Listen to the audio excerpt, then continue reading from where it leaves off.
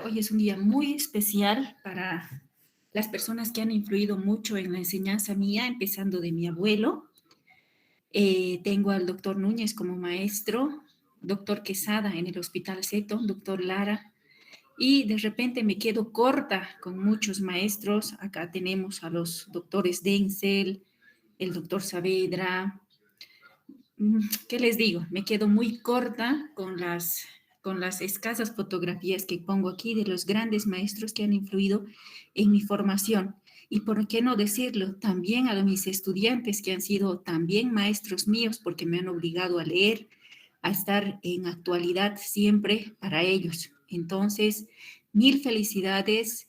Para muchos de ellos son el pilar fundamental, incluyendo desde la escuela, a mis profesores de la escuela, que han ido influyendo y van a seguir influyendo en la formación y que uno llega a decir, quiero ser como él. Entonces, siempre uno espera que sus estudiantes sean mejor que uno y esa es la meta, yo creo, de un maestro ya cuando me ha tocado enseñar y compartir la palestra con muchos de aquellos que han sido mis maestros.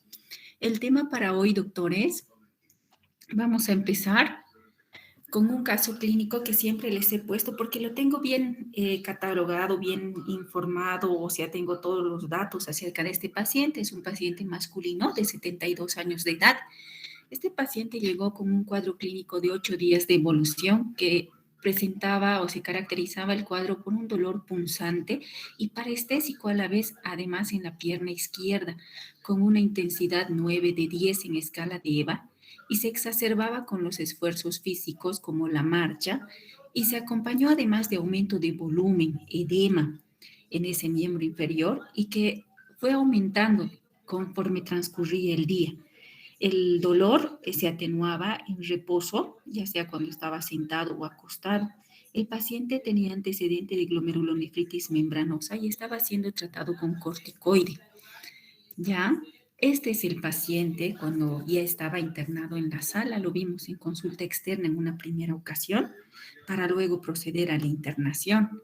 Si ustedes notan, y quiero esta clase participativa para ustedes, quiero que me vayan diciendo, activen sus micrófonos, porque eso es lo que quiero. ¿Llegan a ver ustedes algo, notan algo en este paciente que les ha llamado la atención? Participen, por favor, doctores. No importa si se equivocan, no quiero que sea una teórica magistral. Participen, doctores, los estoy escuchando,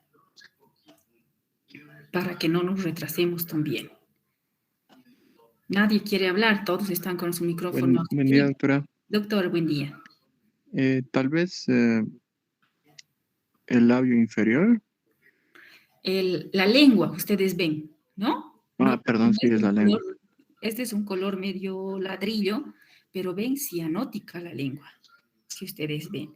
Y acá, en miembros inferiores, hemos puesto como rayas para medir.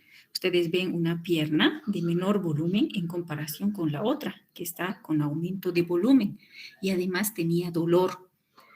Tenía esa cianosis el paciente que nos llamó la atención porque no era normal en las anteriores consultas, ¿no? El paciente se veía diferente en las anteriores consultas, no se veía así.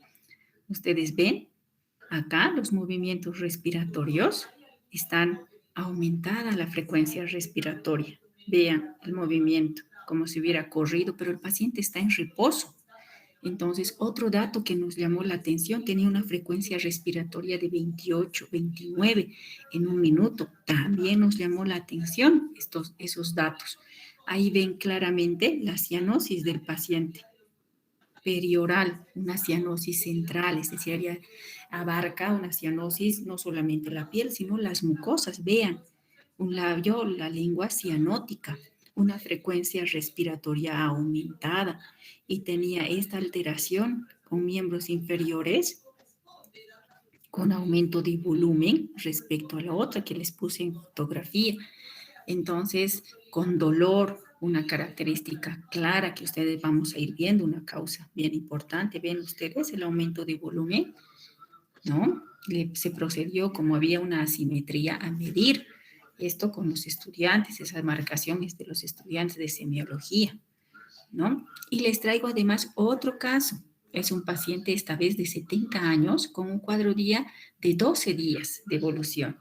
tenía accesos de tos seca este paciente, había perdido el apetito, además tenía dolor punzante en el hemitórax izquierdo con intensidad de 8 de 10 en la escala de EVA, pero presentó alza térmica de 38 grados centígrados. El paciente tenía antecedente de ser deportista, no tenía otra comorbilidad como el otro paciente. La frecuencia respiratoria al ingreso estaba en 28 grados, tenía una frecuencia cardíaca incrementada de 114, una presión arterial de 120/70, o sea, estaba en parámetros, pero al ser deportista y demás, vean ustedes, uno esperaría una bradicardia, un paciente deportista, ¿no? Una frecuencia límite, pero miren esa saturación de oxígeno, 80 al aire ambiente, entonces llamó la atención estos dos pacientes. Entonces, el tema para hoy, ustedes han visto el caso clínico y al finalizar la clase el próximo miércoles, ustedes van a llegar al diagnóstico de ambos pacientes, vamos a dilucidar el diagnóstico. El tema de tromboembolia pulmonar es un tema muy bonito en la parte neumológica clínica, la van a ampliar y llamamos tromboembolia pulmonar a la oclusión, ya sea total o parcial de la vasculatura pulmonar por un émbolo. Este émbolo puede ser un trombo, puede ser aire, puede ser un émbolo séptico, puede ser segmento de médula ósea, líquido amniótico e incluso cemento de una artroplastía. Entonces, a eso llamamos embolia pulmonar, a la obstrucción total o parcial por un émbolo de cualquier característica. La incidencia anual de esta entidad es de 1 a 0,5 por cada 1000. Y en las autopsias se notan pacientes que han fallecido donde no se ha llegado a dilucidar la causa de muerte. Se ve que es un 3 a 8% de la población ha cursado con una tromboembolia pulmonar y ha sido causa de muerte. De hecho, se constituye en una de las causas de muerte súbita, ¿no? Pacientes que llegan directamente a su sala de urgencia o que fallecen sin otro antecedente. Entonces, en el 3 al 8% en las autopsias se ha descubierto que correspondía a una tromboembolia pulmonar masiva, ¿no? Y en los pacientes internados, la frecuencia de esta patología se da en un 12 a 15%. De hecho, hay un paciente, los que van a ir al hospital Seton, ahora vamos a ver un paciente que ha ingresado por este mismo cuadro y vamos a revisarlo al paciente, ¿no? Ahora, ¿dónde se originan estos émbolos? Se dice que el 90% de estos émbolos se forman o vienen como consecuencia de una trombosis venosa profunda, ¿ya? Y la trombosis venosa profunda se caracteriza clínicamente, doctores, por el dolor. Hay una obstrucción del trayecto venoso, entonces se caracteriza por dolor. Hay éstasis venosa, por consiguiente se produce un edema, aumento de volumen, pero lo que le trae el paciente a la consulta para ustedes es esto, un aumento de volumen y dolor en la pierna. Este es otro paciente que ha ingresado por trombosis venosa profunda. Por el momento no hizo TEP, pero vean ustedes el aumento de volumen y el dolor. Cuando vean eso, siempre sospechen una trombosis venosa profunda, ¿no? Ahora, para que hagan TEP, estos pacientes con trombosis venosa, nos dice que el 46% se localizan debajo de las rodillas. Ahí tenemos un 46% de émbolos que se originan debajo de la rodilla que van a producir una tromboembolia pulmonar. Pero a medida que nos aproximamos hacia la parte central axial de la persona, aumenta la frecuencia de que nos puedan hacer tromboembolia pulmonar. El 67% de los trombos en el muslo ya nos dan. Imagínense, el 77% si se localizan en las venas pelvianas, dan tromboembolia pulmonar. Por lo tanto, la frecuencia de una trombosis venosa debajo de la rodilla es menos frecuente que nos haga tromboembolia pulmonar.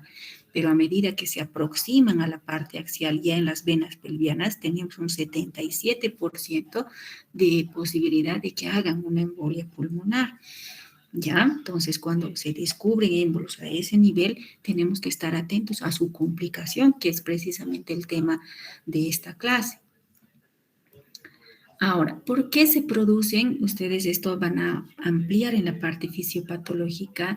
El patólogo ya Virchow Rudolf Virchow ya estableció las posibles causas que puedan inducir y se conocen estas tres características, vuestros tres fenómenos fisiopatológicos que pueden dar lugar a la formación de un émbolo como triada de Virchow, ¿no? Y ahí nos dice, puede ser factores asociados al vaso, a la pared vascular, a la alteración en la circulación o flujo sanguíneo por ese vaso o al contenido de ese flujo sanguíneo como estados de hipercoagulabilidad. Estos tres aspectos dice que pueden estar implicados en la formación del émbolo. Por ejemplo, cuando hay lesión en la pared vascular, como ocurre en las cirugías, en traumas que puedan haber, en las punciones venosas, los catéteres venosos también son cuerpos extraños que pueden lesionar la pared vascular y producir la cascada de coagulación. Y en la parte sistémica, la irritación química que producimos con algunos fármacos, las valvuloplastías a nivel cardíaco, la ateroesclerosis, pueden ser factores de riesgo que alteran la pared vascular y se convierten en fenómenos de hipercoagulabilidad. La éstasis venosa, por ejemplo, a nivel cardíaco, la fibrilación auricular, que es un fenómeno donde cada fibra se contrae de manera caótica, haciendo que la fracción de eyección sea reducida cada vez que va a producirse el latido cardíaco y se quede un remanso de sangre en la aurícula que por lo tanto sea coagulable, porque hay éstasis venosa, no pasa toda la sangre de la aurícula al ventrículo y hace que ese restante, ese remanente de sangre en la aurícula tienda a coagular. La disfunción ventricular izquierda también, la inmovilidad de la persona, por ejemplo, pacientes que han sido posoperados, pacientes que están encamados por cualquier causa, no hacen que haya movimiento o flujo sanguíneo y hace un estado o predispone a la persona a la formación de coágulos, ¿no? Y estados de hipercoagulabilidad de por sí, enfermedades que nos predisponen a formar coágulos como los tumores, las neoplasias ocultas o neoplasias ya diagnosticadas, el embarazo, el puerperio, el tratamiento con estrógenos, los traumatismos como cirugías que habíamos dicho que por dos fenómenos pueden producir alteración en la coagulación, el síndrome nefrótico, una enteropatía inflamatoria, los procesos infecciosos sépticos nos van a producir o se convierten en factores de riesgo para formar émbolos. Por lo tanto, en la historia clínica, cuando estamos frente a un paciente frente a una trombosis venosa o sospecha de un TEP, el preguntar estos antecedentes nos van a ayudar, nos van a sumar factores de riesgo para llegar al diagnóstico. Ahora bien, toda esta información que les estoy dando también viene o está me basado en el libro de Argente, donde tienen ustedes el tema y está muy bien desglosado. En ahí nos habla también de estas condiciones clínicas como mayor edad, la obesidad, mayor índice de masa corporal que también predisponen, ¿no? Y las cirugías nos indica cualquier tipo de cirugía, incluyendo la cirugía abdominal, que nos predispone a un 15 a 30% como factor de riesgo. Y ustedes vean, nos menciona cirugías de cadera hasta un 75% como factor de riesgo para esta enfermedad venosa tromboembólica, llamada así a la coexistencia de una trombosis venosa profunda y una tromboembolia pulmonar. A ambas entidades juntas llamamos enfermedad venosa tromboembólica.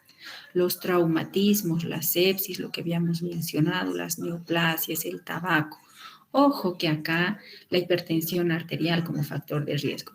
No se asocia a la enfermedad venosa tromboembólica antecedentes como diabetes y dislipemia. Estas dos entidades, como ustedes saben, nos predisponen a la formación de o trombos blancos, trombos llenos de plaquetas, y no así de trombos rojos, que es característica de esta enfermedad venosa tromboembólica. Por lo tanto, como factores de riesgo buscaremos estos, ¿no? Pero no está asociado a diabetes y dislipemia, la enfermedad venosa tromboembólica. Otras condiciones sanguíneas, homocistinemia, déficit de antitrombina 3, anticuerpos antifosfolípidos en enfermedades que cursan con enfermedades vasculopáticas, como han visto ustedes en el hospital, los estudiantes de práctica, pacientes con esclerosis sistémica, etcétera, son pacientes con colágenopatía o lupus, que también han llegado a ver, son factores de riesgo para esta enfermedad venosa tromboembólica. Y cuando hablamos de trombos, hablamos de dos tipos de trombos, doctores. Aquellos llamados trombos blancos, que básicamente están formados por aglomeración de plaquetas. ¿Dónde se presentan estos trombos? En enfermedades que atacan la pared vascular arterial, la diabetes, la hipertensión arterial nos predisponen a la formación de trombos blancos. Y como están formados por plaquetas, el tratamiento obviamente, de acuerdo al fenómeno fisiopatológico, será en base a antiagregantes plaquetarios como la aspirina, clopidogrel, etc. ¿Y dónde, en qué patología se presentan estos trombos? En la hipertensión arterial, en la diabetes. Es por eso que muchos de estos pacientes con este factor de riesgo tiende a darse antiagregantes plaquetarios dependiendo el riesgo o el beneficio para ellos, no a todos. En cambio, los trombos venosos, que es propia de la patología que estamos exponiendo ahora, son básicamente formados de fibrina, eritrocitos, por eso se llaman trombos rojos. En estos no nos va a servir antiagregantes plaquetarios porque no están formados de plaquetas, sino de fibrina.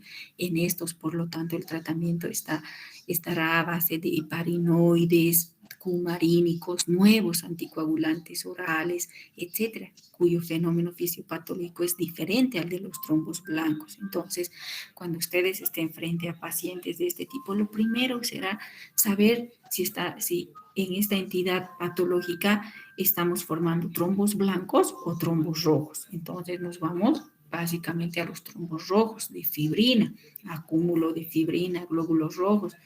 En la fibrilación auricular, problemas cardíacos también debidos a insuficiencia cardíaca avanzada, el paciente tiende a formar este tipo de trombos rojos, ¿no? Diferente al trombo blanco de los pacientes hipertensos o diabéticos. Y el tratamiento, como ustedes saben, también será de diferente manera. Ahora bien, esta oclusión total o parcial va a producir manifestaciones clínicas dependiendo cuánto de arteria o cuánto de vaso esté obstruido en el pulmón. Y es así que hablamos de síntomas y signos, ¿no? El síntoma característico puede ser una disnea súbita. El paciente estaba bien, pero de pronto empieza con una sensación de falta de aire. Y lo característico, taquipnea, ¿no? El paciente tiene disnea, sensación de falta de aire y empieza a respirar de manera rápida. Puede haber o no dolor torácico de tipo pleurítico, dependiendo dónde se ubique el trombo. Los trombos que están ubicados en la circulación periférica, ya casi en contacto con la pleura, van a producir además dolor pleurítico. Y ustedes saben que además este dolor pleurítico se va a producir no solo en la tromboembolia pulmonar, también se producirá en todas aquellas afecciones, en la pleuritis inicial, por ejemplo, en los procesos neumónicos, también va a estar presente. Y ahora se agrega otro diagnóstico diferencial para ustedes, que es la tromboembolia pulmonar, ¿no? Puede haber diaforesis, tos en los casos de émbolos localizados en la periferia, hemoptisis. Puede haber, cuando es una tromboembolia masiva o que abarca un vaso central de gran calibre, síncope. Puede simular una angina, ¿no? Entonces, estos son los síntomas que puedo encontrar yo en un paciente y pensar en una tromboembolia pulmonar. Los signos, la taquipnea, como hemos visto en el paciente, taquicardia, aumento en la frecuencia cardíaca, aunque no es un signo característico propio, también es sumatorio para pensar en esta enfermedad. Los signos de trombosis venosa profunda, como hemos visto, aumento de volumen, dolor en una pierna, nos van a inducir a pensar como dato adicional para sospechar una tromboembolia pulmonar, la presencia de fiebre, cianosis, falla cardíaca derecha con ingurgitación yugular, etcétera, nos hace pensar también. Ahora, puede haber pacientes que ya tengan un problema pulmonar de base, ya tengan de base generalmente disnea de medianos, pequeños esfuerzos como en patologías cardíacas y pulmonares. Pero si a eso agregamos, además nosotros La aparición de nueva disnea estando estable el paciente también nos hace sospechar de un cuadro adicional agregado, en este caso de tromboembolia pulmonar.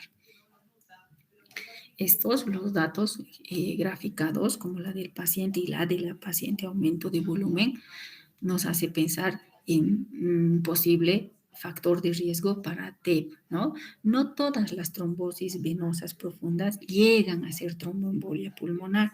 Habíamos visto por frecuencia aquellos émbolos que se localizan a nivel pelviano o más proximales son los que tienden a ser en un 40-50% a 67% embolias pulmonares.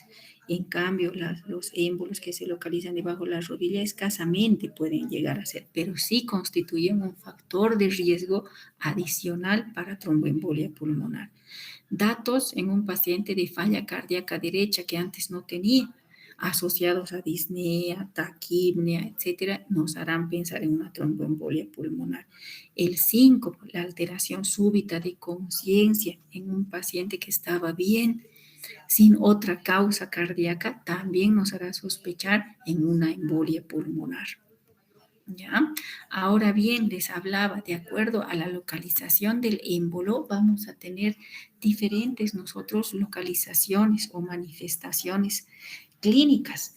Así, por ejemplo, los émbolos que se localizan en las arterias más periféricas, más distales, en los vasos más distales cerca a la pleura, se manifestarán, por ejemplo, solo por tos. Un paciente que viene por tos puede ser un dato de un émbolo periférico.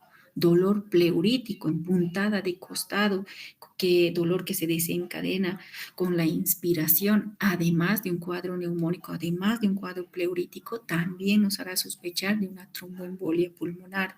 La hemoptisis que se presenta también en las bronquiectasias, en las cavernas, también se presenta en la tromboembolia pulmonar, ¿ya? Cuando este émbolo se localiza en la parte periférica.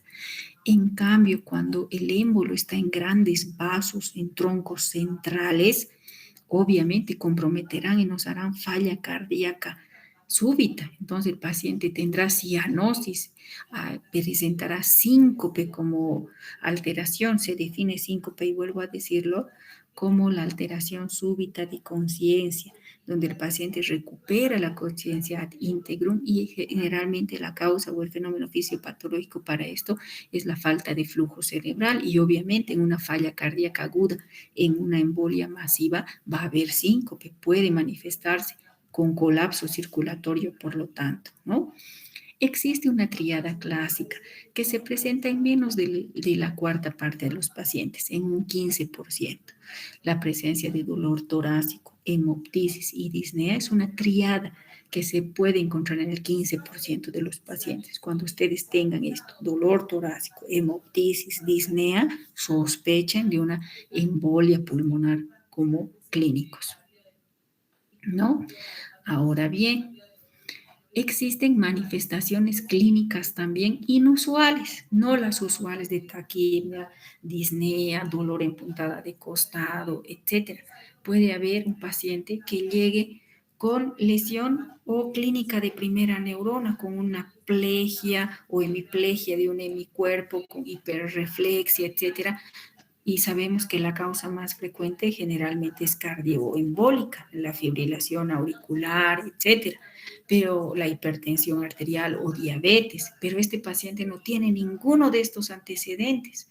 Entonces ahí hablamos de un accidente cerebrovascular con embolia paradójica, porque la circulación izquierda es la que nos predispone a embolias e infartos cerebrales, por ejemplo, isquémicos, la circulación izquierda, aurícula, ventrículo izquierdo, pero puede haber comunicaciones interauriculares como los defectos ostium primum, ostium secundum, comunicación interauricular, donde se va a producir un shunt de izquierda a derecha y va a pasar un émbolo a través de esta comunicación interauricular de derecha a izquierda más bien, produciendo una embolia paradójica, donde la causa sea una trombosis venosa profunda y la circulación derecha, cava inferior, ventrículo derecho, aurícula derecha, y por esta comunicación interauricular pase el émbolo de la circulación derecha a la izquierda, aorta cerebral media y nos produzca una embolia paradójica,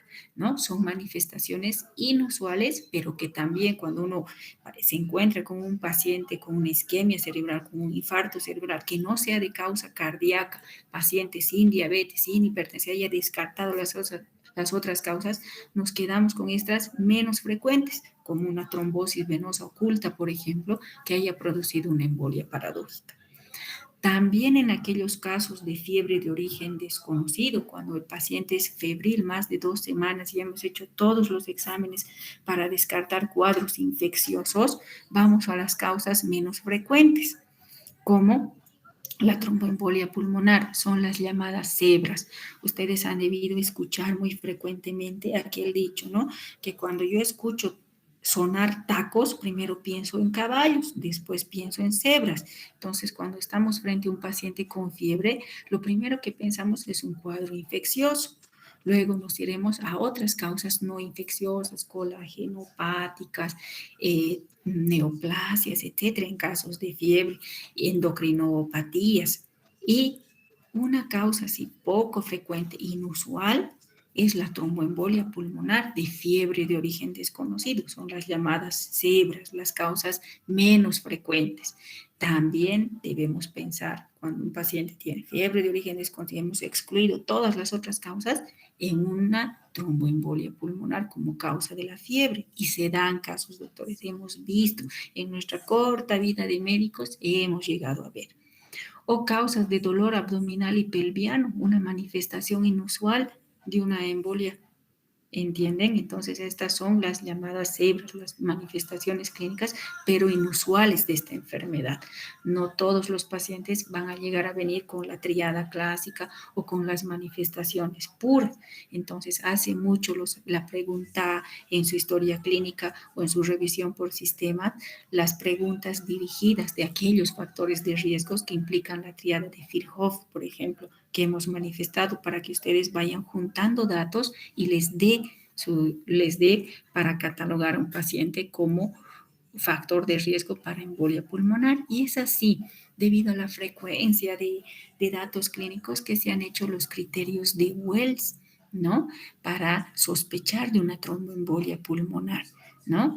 Y ahí dan puntaje a cada una de estas manifestaciones que nos ayudan a acercarnos más al diagnóstico. Por ejemplo, un paciente que tenga signos clínicos de trombosis venosa profunda, dolor, aumento de volumen en una pierna, el paciente ha estado inmovilizado, ha sido sometido a una cirugía abdominal pelviana reciente, está taquicárdico con una frecuencia cardíaca mayor a 100, ya tiene una historia previa de haber hecho una tromboembolia pulmonar o hace meses una trombosis venosa profunda, el paciente ha tenido hemoptisis o tiene antecedente de una neoplasia maligna o está cursando con una neoplasia en tratamiento quimioterápico, etcétera, van dando puntajes a estos factores de riesgo que son grandes para embolia pulmonar. Entonces, todos estos factores de riesgo, como ustedes ven, son catalogados o son reunidos en una escala con un puntaje que nos acercan al diagnóstico, ¿no?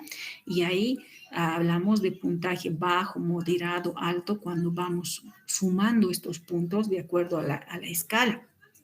Entonces, esta escala de Wells, doctores, se usa en todos los servicios de urgencia, en salas de internación, cuando estamos frente a estos pacientes con estos antecedentes, ¿no? Pero esta nos ayuda a establecer sospecha de TEP por su especificidad, pero como tiene baja sensibilidad, no nos ayuda a diagnosticar, o sea, trombosis venosa profunda, sinónimo de TEP, no, nos ayuda a juntar datos y acercarnos al diagnóstico. Más nos ayuda a descartar una tromboembolia pulmonar que a confirmar, ¿no? Por eso a eso llamamos especificidad, a la posibilidad de una prueba de darnos negativo cuando realmente el paciente está sano. Pero sensibilidad se refiere a la posibilidad de una prueba de darnos positivo cuando realmente el paciente está enfermo. Entonces, esta escala tiene baja sensibilidad, pero tiene mucha especificidad, o sea, nos ayuda a descartar más que a confirmar la patología. ¿Ya? Ahora, Habíamos hablado de un factor de riesgo hipercoagulable, que son las neoplasias. Entonces, dentro de esto tenemos muchos factores y el 5% de las trombosis venosas y las tromboembolias se asocian a cáncer. Entonces, en nuestro medio, debido a los métodos diagnósticos, el medio ambiente, etcétera, estos diagnósticos de neoplasias han ido aumentando, se han ido incrementando y por consiguiente también paciente con cáncer, con una neoplasia que haya cursado con este cuadro, debemos sospechar como factor de riesgo para que haga enfermedad embólica, ¿no? Y asociarse a un TEP también. La asociación entre cáncer y trombosis venosa ya ha sido identificada en 1865 por Trousseau, ¿no? Entonces, a esta combinación de esta entidad de trombosis y cáncer se llama, por lo tanto, síndrome de Trousseau.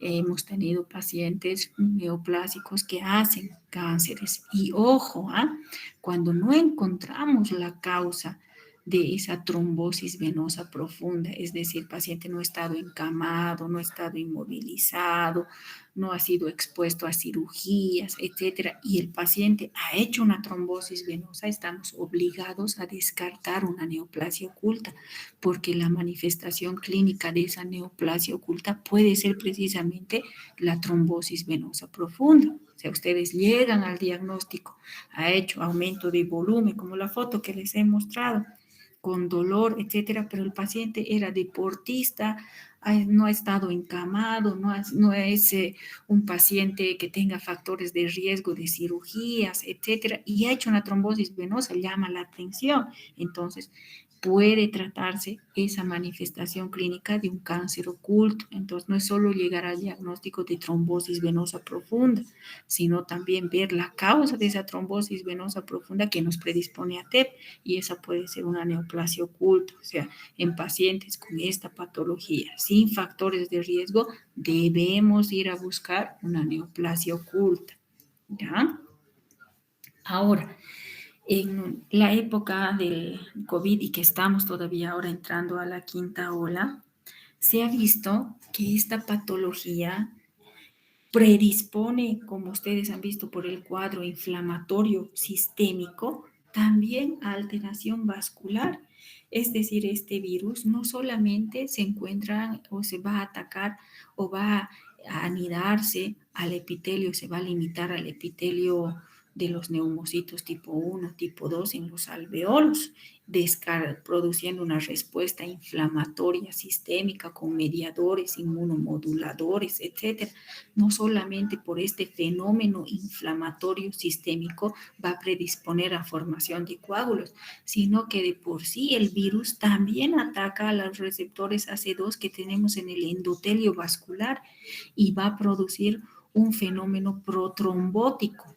Entonces, de ahí que cuando tenemos pacientes nosotros con sospecha de y confirmados también con infección por SARS-CoV-2, medimos, o medimos el llamado factor dímero D y también fenómeno inflamatorio a través de proteína C, etcétera, para ver si ese paciente tiene más fenómeno inflamatorio puro o trombótico puro que determina nuestra conducta frente a este tipo de pacientes. Entonces, se ha visto una incidencia hasta en el 20 y 30% de pacientes con COVID que hacen estos fenómenos trombóticos y nos predisponen a TEP. Entonces, por fenómeno inmunotrombótico, así se llama a ese fenómeno, porque por dos mecanismos, ya sea inflamatorio puro o trombótico puro en los receptores AC2 de los vasos, esta enfermedad hace que el paciente forme coágulos. Entonces, no solo estamos frente a un proceso infeccioso al principio, la infección puede pasar, pero lo que queda en el paciente a partir de los 7 o 4 a 7 días, a 10 días, entre 7 y 14 días, como era antes en el clásico COVID, el paciente empieza con este fenómeno inflamatorio trombótico, donde ya no tratamos a la infección, sino tratamos las consecuencias de esta infección, tanto la inflamación como el fenómeno trombótico. Es más, muchos pacientes al inicio de esta enfermedad, cuando se desconocía este fenómeno inflamatorio, morían por casos de tromboembolia masiva. Entonces entraban a los ventiladores y no había respuesta porque estábamos tratando la infección, pero no este fenómeno inflamatorio que ahora ya es conocido. Y aún así se sigue realizando estudios y seguimos descubriendo nuevos fenómenos fisiopatológicos para poder atacar esta enfermedad. Entonces, existe pacientes con COVID que hacen fenómenos trombóticos y hacen tromboembolia pulmonar. Esto existe y es alta la asociación con esta patología. No existe inmunotrombosis, como les decía, donde existe un marcador. Cuando veamos exámenes complementarios van a saber qué es este marcador llamado dímero D, ¿no? Que es un índice pronóstico de mortalidad para trombosis. Entonces se da anticoagulación plena en estos pacientes para prevenir no solo la parte pulmonar, sino la parte vasculítica en todo el cuerpo.